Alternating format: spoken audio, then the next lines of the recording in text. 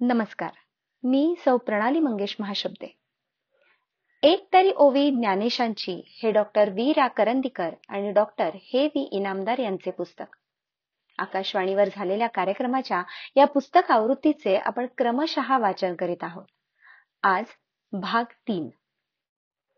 ज्ञानेश्वरीतील अध्याय 1 ओवी क्रमांक 10.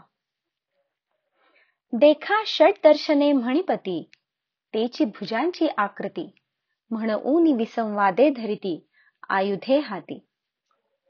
ज्ञानेश्वरीच्या प्रारंभी गणेशाला वंदन करताना ज्ञानदेवांनी त्याच्या मूर्तीचं सविस्तर वर्णन केलं आहे आणि ते करताना गणेशाच्या निरनिराळ्या अवयवांच्या ठिकाणी आपल्या धर्मातले निरनिराळे प्रमाण ग्रंथ आहे असं म्हटलं आहे.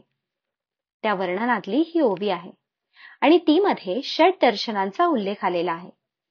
ज्ञानदेव म्हणतात की 6 दर्शने हेच या गणेशाचे हात आहेत आणि या 6 हातात त्यानं निरनिराळी शस्त्र धारण केली आहेत.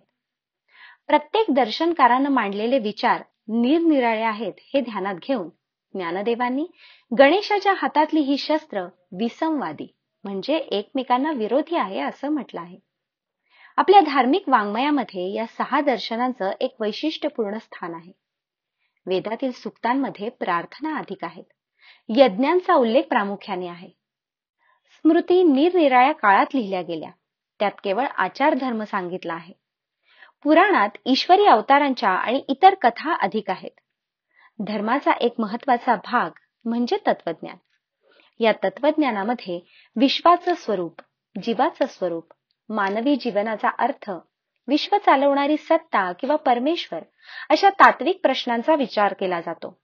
हा विचार या 6 दर्शनांमध्ये आलेला आहे. पद्धतशीर तत्वज्ञान मांडण्याचा प्रयत्न या दर्शनांमधून प्रथम झाला हे याचं महत्व.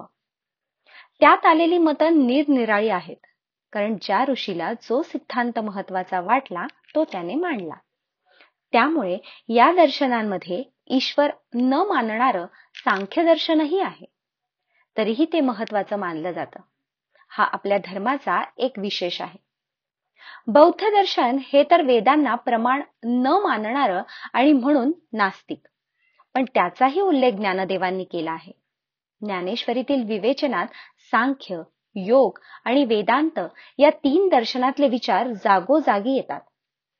अद्वैत वेदांत हे सर्वात महत्वाचं दर्शन, म्हणून ज्ञानदेवांनी याच्या पुढच्या ओळीत गणेशाच्या एका हातातला मोदक तोच वेदांत असं म्हटलं आहे. तत्वज्ञानाच्या दृष्टीने असलेलं 6 दर्शनांचं महत्व ध्यानात घेऊन ज्ञानदेवांनी त्यांचा स्वतंत्र उल्लेख केला आहे. हे या ओवीचं महत्व आहे.